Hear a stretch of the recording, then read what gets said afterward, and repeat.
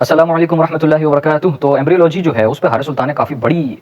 Discussion की हुई है, बहुत बड़ी की हुई है। अच्छा, तो उसी के रिलेटेड आज एक और टॉपिक है हारिस सुल्तान ने जो अपनी बुक में कहा है, उस पे हम डिस्कशन करने जा रहे हैं। हारिस सुल्तान कहता है कि यार कुरान के अंदर ये लिखा हुआ है कि जो जेंडर है बेबी का, वो एट द एंड डिसाइड होता है, ठीक है। लेकिन हमें पता है साइंटिफिकली कि exactly at the time of conception, या हम कह सकते हैं कि जब जो दो गैमीट्स होते हैं,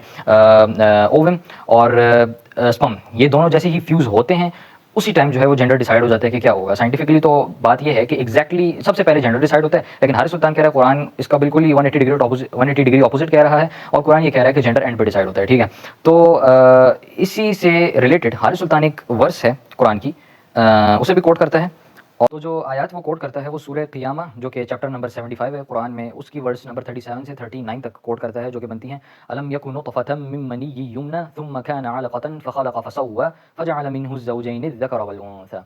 इसकी ट्रांसलेशन जो बनती है वो ये बनती है, had he not been a sperm from semen या semen drop emitted, then he was a clinging clot, जिसको मैं ट्रांसलेट करूंगा, then he was a leash like substance and Allah created and proportioned him and made of him two mates, the male and the female, ठीक है। तो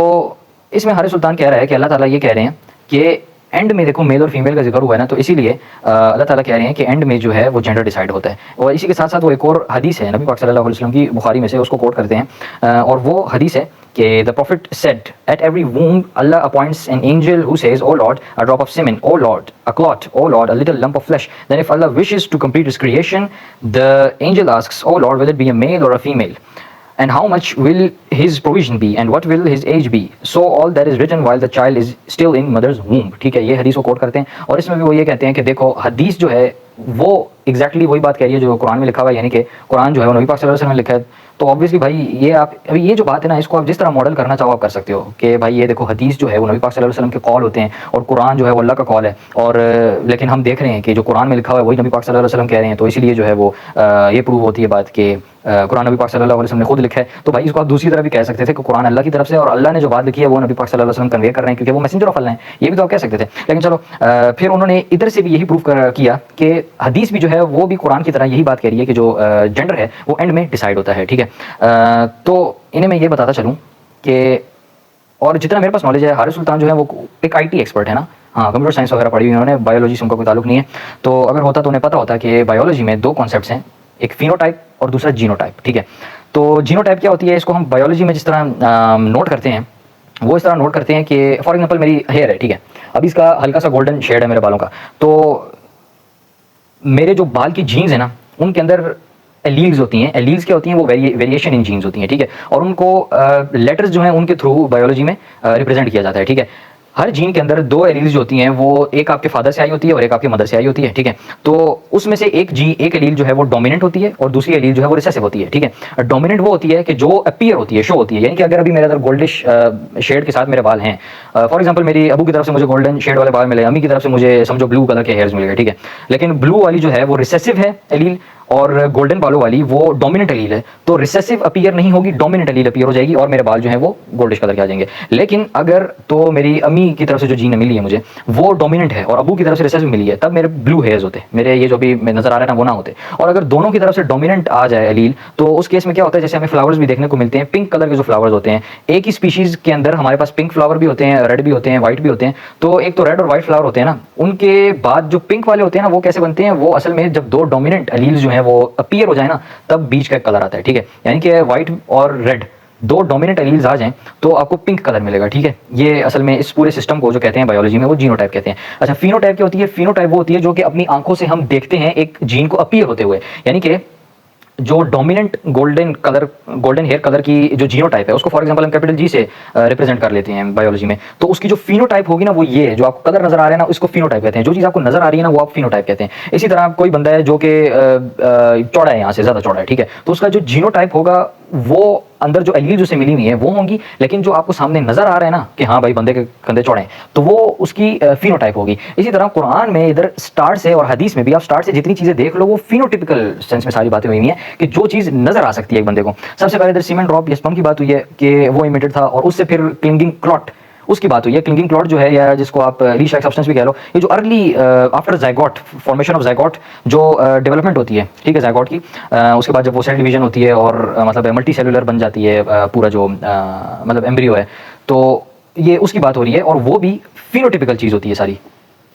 और इसी के साथ साथ इधर फिर ये भी लिखा हुआ है कि अ लिटिल लंप ऑफ फ्लैश, यानी कि ये सारी चीज़ें जो हैं कि फिनोटिपिकली हैं। तो फिनोटिपिकली मैं आपको बताता चलूँ कि जो रिप्रोडक्टिव ऑर्गन्स हैं फीटस के, या जो भी बेबी है उसके जो रिप्रोडक्टिव ऑर्गन्स हैं फिनोटिपिकली वो एंड में बनते हैं। यानी कि फिनोटिपिकली अगर किसी को पता चलना हो ना कि यार ये मेल होगा या फीमेल होगा, वो एंड में पता चलता है। और ये बात ठीक है, इधर फरिश्ता अंदर बैठा हुआ है, ठीक है, वूम के अंदर, तो वो तो वही चीज़ जो देख रहा है वही बता रहा है ना। अभी हमें तो कुरान या हदीस से ये कहीं नहीं पता चला कि फरिश्तों के पास जो है वो जीनोटाइप्स का इल्म होता है या इल्म गायब होता है, लेकिन इधर से हमें ये पता चल रहा है कि हाँ, फरिश्ते जो देख रहे हैं ना, फरिश्ते वही जो है वो क्या नाम है,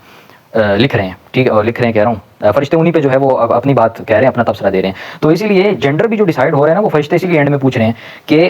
क्योंकि फिनोटिपिकली जेंडर एंड में ही डिसाइड होता है। तो अगर फिनोटिपिकली बात करूँ तो प्रेगनेंसी के 6 to 7th वीक में जो है वो रिप्रोडक्टिव ऑर्गन्स जो हैं वो डेवलप होना स्टार्ट होते हैं, और मतलब है उसको अगर हम अल्ट्रासाउंड वगैरह के थ्रू चेक करें तो वो उस वक्त नज़र आते हैं हमें ना। तो ये काम लेट होता है, ठीक है, तो इसीलिए कुरान फिनोटिपिकली बिल्कुल एक्यूरेट है। तो और बात भी जो है वो फिनोटिपिकली ही कर रहा था। तो इसीलिए हारिस सुल्तान की ये भी एक बड़ी फेल्ड अटैम्प्ट थी टू पॉइंट आउट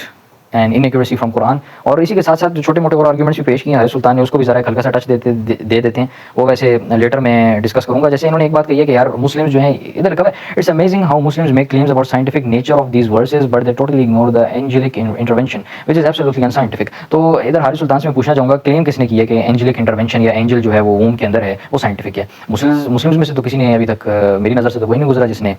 ये क्लेम किया हो कि यार ये साइंटिफिक चीज़ें, ये सारी मेटाफिजिकल चीज़ें हैं। और वो जो फरिश्ता है ना उधर, वो कोई इंटरवीन नहीं कर रहा होता उसका क्या नाम है इस पूरे प्रोसेस में, ठीक है, या अगर इंटरवीन कर भी रहा हो तो वो मेटाफिजिकल उसमें पैराडाइम में आ जाता है, वो फिजिकल पैराडाइम में नहीं आता, ठीक है। तो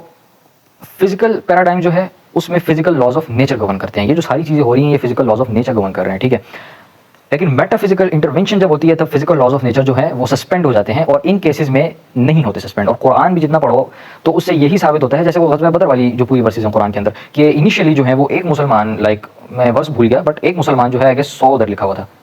हाँ, एक मुसलमान जो है वो 100 मुसलमान के ऊपर हावी होगा। अच्छा, मैं एग्जैक्टली वो वर्सेस सूरह अनफाल की वर्सेस है मुझे याद नहीं है, बट मैं एक पूरी बात बता रहा हूँ, एक नैरेटिव बिल्ड कर रहा हूँ। तो कुरान के अंदर लिखा होता है कि अच्छा, एक जो मुसलमान है वो जंग बदर के वक्त आयत नाज़िल हुई थी कि एक मुसलमान जो है वो 100 कुछ मुसलमान के ऊपर हावी होगा, यानी कि ज़्यादा मुसलमानों पर हावी होगा। I don't remember the exact figure, ठीक है। तो लेकिन बाद में जब मुसलमानों के पास कुव्वत आ गई और सारी मतलब ताकत वगैरह आ गई, उनके पास बंदे हो गए और मतलब जो वेपन इक्विपमेंट वगैरह था वो सारा आ गया, तो उसके बाद अल्लाह ताला ने और आयत नाजिल की और कहा कि अभी तुम्हारे ऊपर से क्योंकि बर्डन जो है वो कम हो गया है, तो इसीलिए अभी मेटाफिजिकल इंटरवेंशन नहीं होगी, फरिश्ते नहीं नाजिल होंगे जंग के दौरान, ठीक है, और तुम अपने आप पर होगे, और इसीलिए अभी एक मुसलमान जो है वो 2 मुसलमान के ऊपर हावी होगा, ठीक है। इस तरह के वर्सेस मौजूद हैं, यानी कि इनसे हमें ये प्रूफ होता है। और इसी तरह काफ़ी हदीस भी हैं बहुत सारी कि मेटाफिजिकल इंटरवेंशन जो है वो नहीं होती इस दुनिया में, काफ़ी मिनिमल होती है। हजूर अकरम सल्लल्लाहु अलैहि वसल्लम के दौर में होती थी, क्योंकि उन्होंने इस्लाम को जो है वो गलबा देना था। लेकिन आज जब वो नहीं रहे दुनिया में, कुछ नहीं होगा। और इसकी बिगेस्ट एग्जांपल यही है कि खबीब देखा होगा सबने, काफ़ी प्रैक्टिसिंग मुसलमान है, लेकिन उसके लिए एक ही कॉनर मैकग्रेगर काफ़ी है, ठीक है, उसको टक्कर देने के लिए।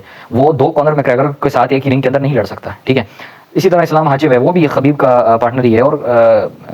काफ़ी ज़्यादा प्रैक्टिसिंग मुसलमान है, और वो फाइट्स हार चुका है नॉन मुस्लिम से। तो ये जो चीज़ है ना, ये क्लियरली बताती हैं कि इस्लाम भी हमें क्लियरली बताता है कि मेटाफिजिकल इंटरवेंशन नहीं होंगी, ठीक है। तो अगर तो किसी मुसलमान ने ये क्लेम किया हो कि हाँ जो फरिश्ते उधर बैठे हुए हैं ये साइंटिफिक चीज़ें हैं, तो तब आप ये बात कर सकते हो, वरना ये बात करने का कोई फ़ायदा नहीं है। और ये मेटाफिजिकल और फिजिकल ये काफ़ी ज़्यादा फिलोसॉफिकल साइड पे भी चला गया है। तो अभी तक तो हम वो कुरान वाली सीरीज़ लेके चल रहे हैं ना, सून जो फिलोसॉफिकल आर्गूमेंट्स में लेके आऊँगा सामने,